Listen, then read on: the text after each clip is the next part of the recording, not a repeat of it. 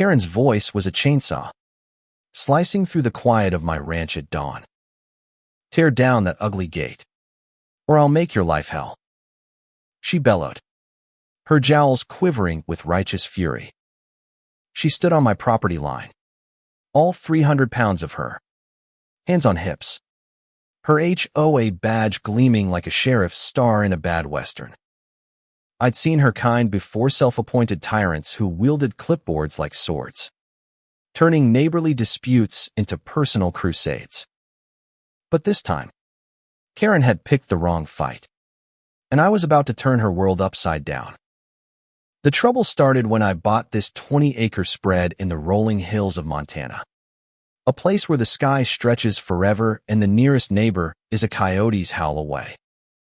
Or so I thought.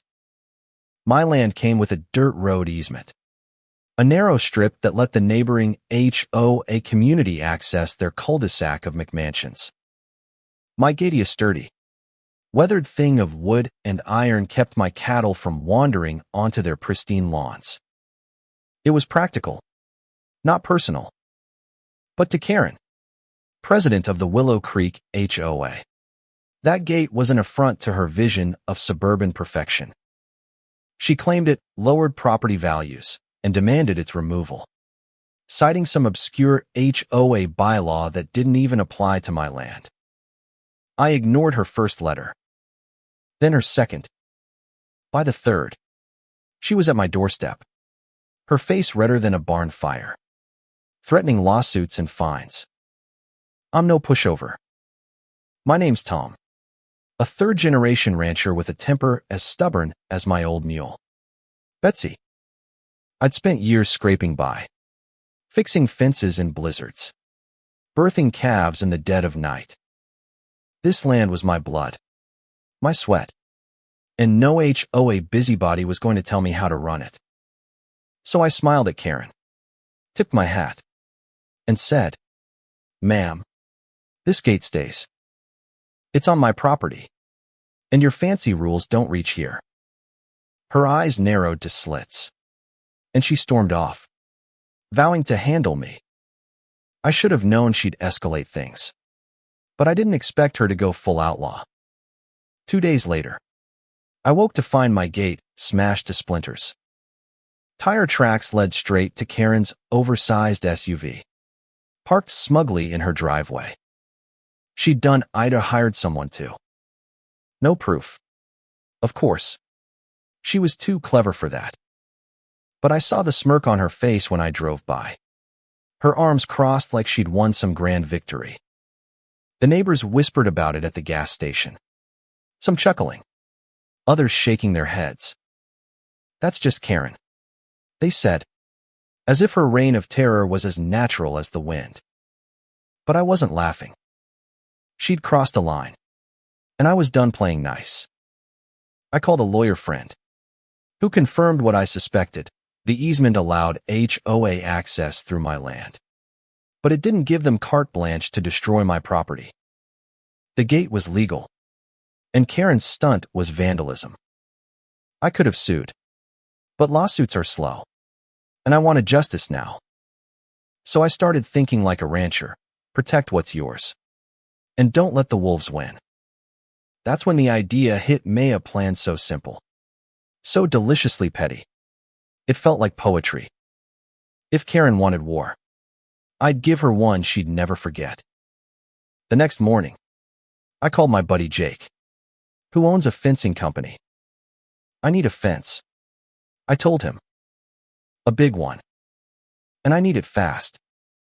Jake, who'd had his own run-ins with Karen's HOA over his unsightly work truck, was all in. By noon, we were staking out the property line, right along the easement. The law was clear: I could fence my land as I pleased, as long as I didn't block the road itself. But here's the kicker: the easement was only 12 feet wide, barely enough for a car to pass. If I put up a fence on either side, tight as a drum, there'd be no room for error. One wrong turn, and Karen's precious SUV would be kissing barbed wire. We worked through the night, pounding posts and stringing wire under the stars. By dawn, the easement was flanked by 2 gleaming rows of 5-foot-high cattle fencing, sturdy enough to stop a charging bull. The road was still open technically, but it was now a gauntlet, a narrow chute that demanded precision driving.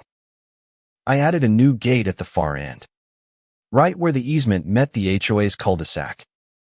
This one was steel, padlocked, and built to last. I posted a sign, "Private property. Gate access by permission only." Perfectly legal, per my lawyer. If Karen wanted through, she'd have to ask nicely. I knew she never would. The fallout was immediate. Karen's SUV screeched to a halt at the new gate that evening, her horn blaring like a wounded animal. I watched from my porch, sipping coffee, as she climbed out, her face purple with rage. "This is illegal," she screamed, shaking the padlock. "You're trapping us." I strolled over, calm as could be, and explained the law. The easement was open, but my land, my rules. She could drive through if she could manage the tight squeeze. Her neighbors piled out of their cars, some yelling, others staring in stunned silence. One woman, Mrs.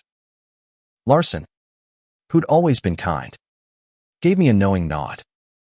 She'd been on the receiving end of Karen's wrath too. Karen didn't take it lying down.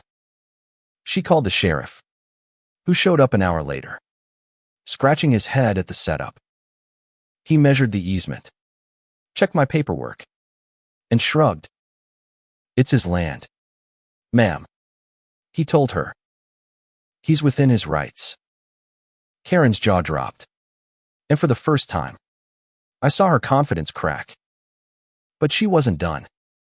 She rallied the HOA, claiming I was endangering public safety. They sent letters, made calls, even tried a petition. I ignored them all.